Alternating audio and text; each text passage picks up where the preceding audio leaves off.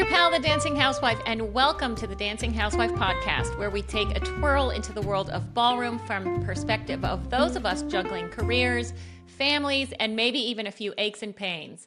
Today's episode is a real treat. I'm joined by Lauren Gibbons Paul, a Boston area writer who spent over 30 years as a freelance business and technology journalist before making a major pivot, not just in her writing, but in her life. 7 years ago, Lauren stepped into the world of ballroom dance, and she hasn't looked back. What began as dance lessons soon sparked something deeper, a fascination with the glamorous, sometimes mysterious world of ballroom and the international instructors who bring it to life. It's a world that inspired her leap from journalism to fiction, and she's here to share that journey with us. Lauren, I want to thank you so much for joining me today. Thank you, Antoinette. This is great for me. Let's start with how you found ballroom dance and its impact on your writing career. First of all, you spent decades writing about business and technology. And so I'm interested in, how did you have time to find ballroom dancing? And how did that shift your creative focus? About 7 years ago, I had a friend who was a dancer, and she was having a fundraiser at our local ballroom dance studio. I had never set foot in there. I had never seen a social dance party. I really didn't know much about ballroom. I never watched Dancing with the Stars or anything like that. Okay. But I wanted to support my friend at her fundraiser. So my husband and I went to the social dance. And the minute I walked in and saw everyone dancing and dancing well, I just said to myself, that's it. I have to do this. I mean, the decision was within like 10 seconds of me being there. I just fell in love with the whole entire thing. Now, as you say, I've always been a business journalist, and so that was my full-time job. But when I started with dance, I started taking notes. I started asking questions. I started keeping my eyes and ears open and observing a lot. So I was sort of like an embedded reporter. Right. During the entire time I was taking, writing things up, wondering how I was going to use this material. So it's been the entire time, but I would work on it at night and that sort of thing. It is. So let's talk a little about that. You wrote a novel called The Steps Between Us, and it is inspired by the dance world. Tell us a little bit about your process and how much of the story mirrors your own journey. Well, Ava Thompson is my protagonist. Right. She's 52. Her kids have grown and left, and she needs a hobby, essentially. She needs something to fill up her life. So she is very interested in doing this. So that parallels me. I would say that's probably exactly how it went for me. But there will be two more books in this series. But that first book really does sort of mirror my own journey. Now, Ava has dance disasters, lots and lots of dance disasters. And I've had a few myself, but not quite as many as Ava, thankfully. Yeah. So she's sort of a lovable goofball. She tries very hard. She wants to learn dance, but she's got these dance demons where she feels she can't do it. You mentioned also being fascinated by the instructors, and many of them are immigrants. In your book, they're from Hungary, and I know you're in the Boston area, and I know there are some pros who are Hungarian up there. Do their stories mirror the characters in your book as well, or what did you learn from them that helped you develop these characters? I was very interested in the fact that at most ballroom dance studios in this country, there's at least a few foreign-born professionals. Right. And in the case of the studio that I started with, Super Shag in Waltham, Massachusetts, they were all born abroad and recruited to come here. So about half of them were from the UK and about half from Hungary in this case. And I was very interested in their journey to become Americans. They all come here wanting the American dream. They want the same things that we all want. Right. And the thing is, it's a very hard way to make a living in general, which would probably be true for all dance instruction. Right. But the odds are in a way stacked against them because they have a very long time to get their permanent green card or citizenship, if they could even get citizenship. So they really have to work very hard. They have to be very, very dedicated to what they do. And they are. And so I just thought it was an interesting take on the immigration stories that we hear all the time. This is legal immigration, but it's really difficult. It is. It is. What surprised you most about the ballroom world? Oh, wow. There were so many things that surprised me, Antoinette, and they still do. I'll just hit a couple of them. For one thing, outsiders are always very shocked to hear how expensive and Right. all-consuming this hobby is. Yeah. And I think you'll agree we're very lucky to be part of this. I Yeah. mean, it is an expensive hobby. So once you get over that, that's an initial hurdle that everyone has to make peace with their own, bank account to see if Right. they can go forward with this. And actually, that's one of Ava's problems. She really It is. can't. Yeah. But she's determined. She's going to do it one way or another. But I guess another thing that surprised me was that the relationship between the pro and the client Mm-hmm. is so important. So when they dance together, you can see something about their connection. I mean, it's literally the connection of the leader and the follower. Right. We know that dancers, but you also can see their emotional connection Correct. really Yeah. plays into the dance. And so that was so interesting and fun for me. And I really wanted to explore that. Yeah. Now, your leader wants you to just concentrate on trying to do the steps in those beginning years. But I think that rapport between the professional and the client is something very special that you don't see in a lot of other art forms. Yeah. Well, and I think that it's part of what makes it engaging to the spectator, right? Mhm, That mhm, mhm, chemistry or that connection. And even if you're not a dancer or a dance enthusiast and you don't know much about it, when you see two people dancing together that have a really strong emotional connection, whatever it is, whether it's friendship or romantic or whatever, it's engaging. You may not be able to articulate what it is, but you see it and you know that it's something good and it's something engaging. So I love that you touch on that in the book a lot.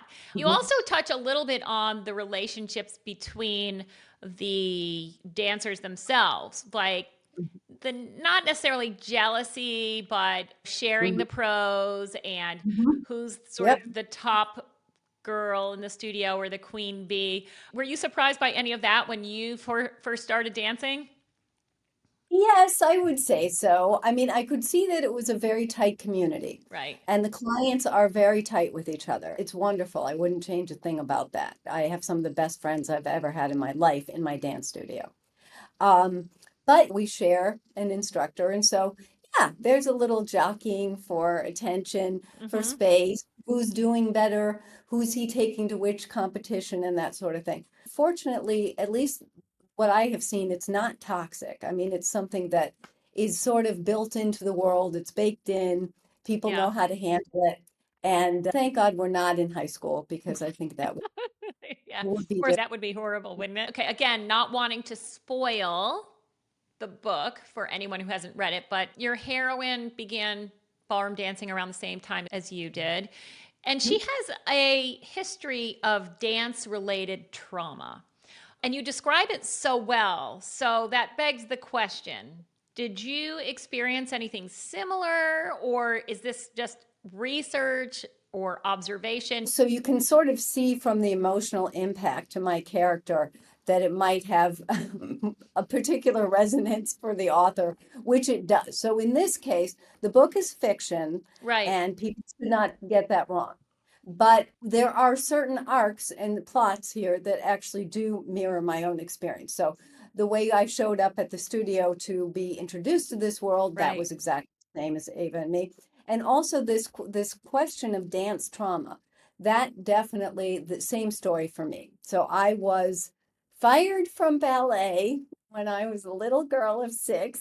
But in my case, I think I might have mentioned this a little in the book, but in my case, I was always in musical theater in high school and college. Mm-hmm. And so for musical theater, you have to sing, dance, and act. Right. And dancing was the Achilles heel for me. So it was never my best out of the three. Mm-hmm. And so I would have little skirmishes and issues with choreographers. They didn't think that I was practicing. They didn't think that I was listening as well as I should. And the truth of the matter is I probably wasn't. So now I'm hoping with Ballroom and for my character too, it's a chance to hopefully put aside the static in your head that prevents you Yeah. from learning Right. and lets you keep an open mind and actually be able to learn. So Yeah. that's what we both have been trying to do.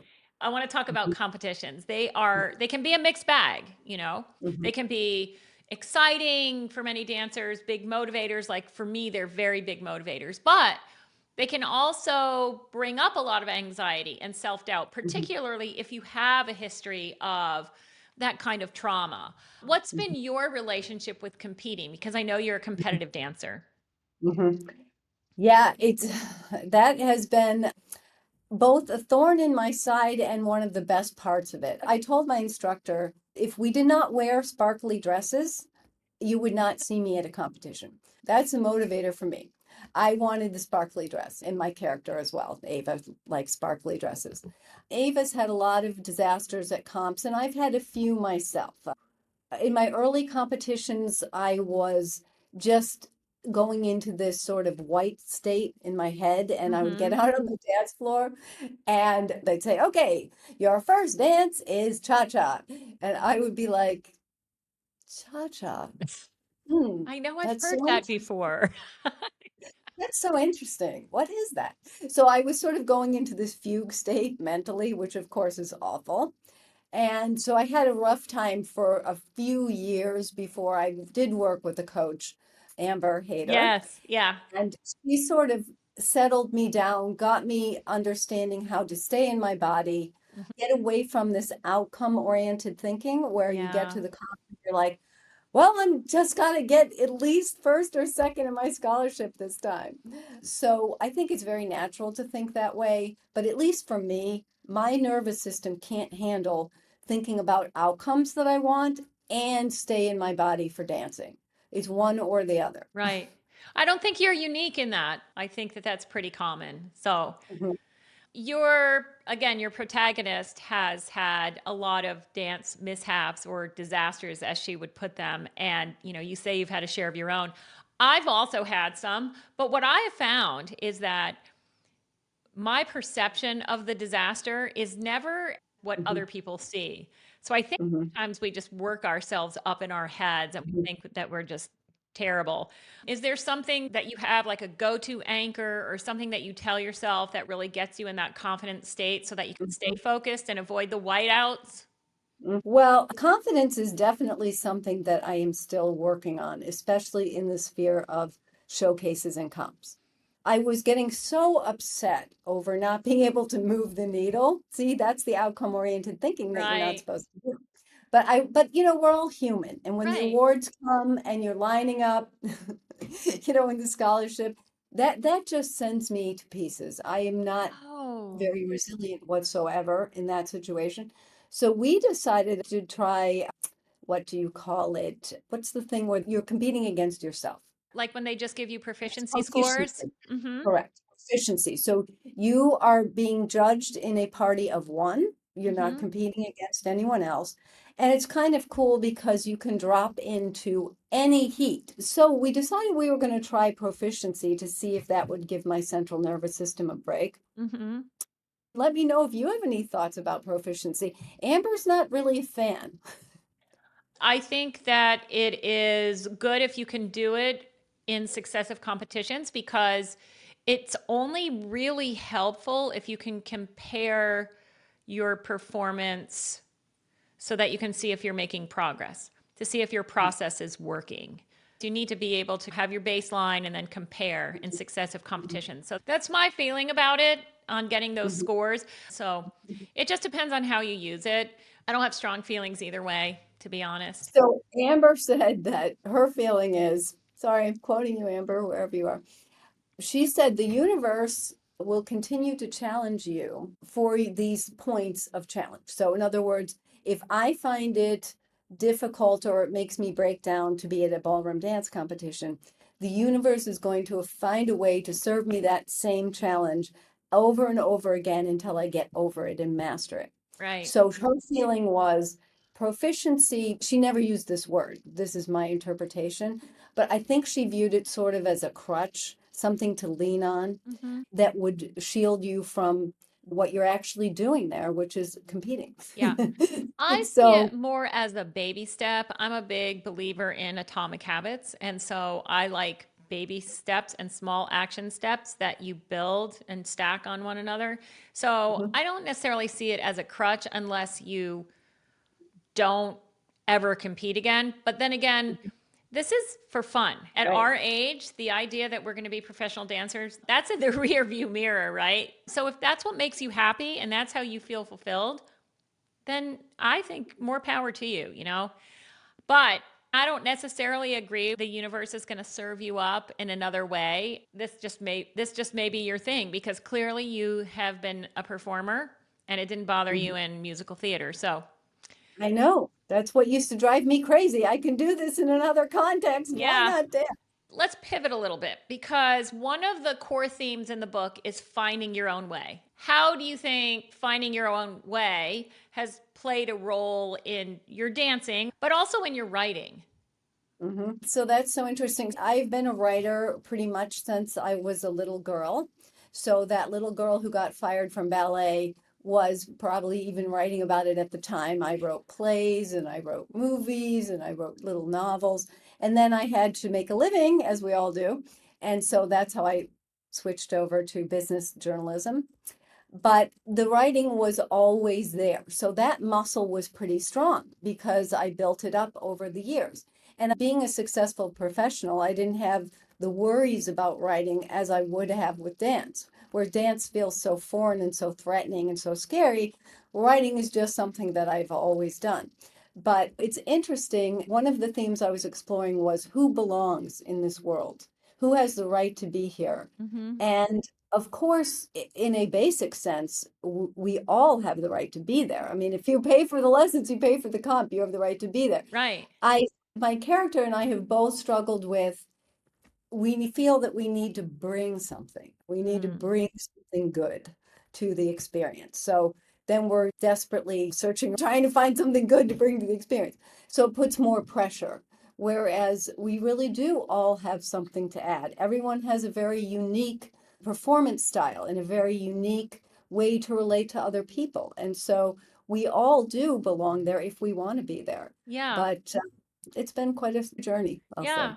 And some of us don't fit the mold, right? Some of us don't fit the mold. So for people listening who want to dance, but they feel like they don't necessarily fit the mold or they may not belong for whatever reason, what advice do you have for getting started? Yeah. Yeah, that comes up in the book. There is a character who is visibly quite different from most of the clients. She's Mm-hmm. quite large, Right? she's sort of burly, and she is learning to be a leader, not a follower. And she and Ava both joke about the fact that they feel like they're surrounded by these glittering golden swans who are just the most amazing dancers, whereas they feel like they don't belong physically and they're obviously not as good dancers. Right. But so it helps when you're feeling that way to have a friend who can relate. Right. So they sort of help each other and talk each other through it and give each other good advice. But I think it comes down to deciding for yourself that you belong there, that you deserve to be there. Yeah. So, Yeah. Before we wrap up, I want to say a few things. I've read a bunch of ballroom books, and this one is a little atypical because it's really well written, first of all, and it's also not your typical kind of Fabio on the cover romance ballroom book. That's what a lot of these ballroom novels are. yeah, And this is a mystery. It's a really engaging book. And so I recommend everyone to get a copy and read it because it's very entertaining. It was on my summer reading list. Tell us, where can listeners find it? And also, how can they follow along with your writing journey? Because we need updates on book 2 and book 3. excellent. Wow, thank you so much. So I'm glad you enjoyed it, and I hoped it would be different from sort of this romance. That was the Yeah, tendency. With ballroom, you're in this beautiful gown and you've got this handsome guy. So you're in this clench. The tendency is to think that's a romance. right, But there are very specific rules for romance, and right. Ava was not getting together with her No, instructor. she was not. So, right. And she's not going to in either of the next books either. So you can find The Steps Between Us on Amazon, on Kindle Unlimited. There's a paperback, a hardback, and also other places too, like Right. barnesandnoble.com, apple.com. Also, you could sign up for my newsletter, Yes. laurengibbonspaul.com. I have a weekly Friday newsletter where I just sort of riff on different topics, and I'll keep you up to date on my plans and what's happening. Do you have a release date for book number 2 yet? Oh my. I'll tell you what, I'm glad you asked that. I'm aiming for another summer read next summer. Oh, great. I'm Maybe it'll be on the summer 2026 Dancing Housewife reading list. Okay. That That's would be good. great. And there's more dark things coming, more darkness. Okay, Lauren, again, thank you for sharing your story. To all of you listening, if Lauren's story inspired you, don't miss her novel set in the sparkling complex world of ballroom dance. You can find it, as she said, wherever books are sold. Be sure to follow Lauren on social media or subscribe to her newsletter for updates on her writing and upcoming projects. As always, if you enjoyed today's episode, please share it with a friend. Subscribe to the Dancing Housewife podcast, leave a 5-star rating, and write a quick review. It's the best way to help more dancers and dance dreamers find the show. This is the Dancing Housewife and Lauren Gibbons Paul signing off. And as always, happy dancing. That's all, folks.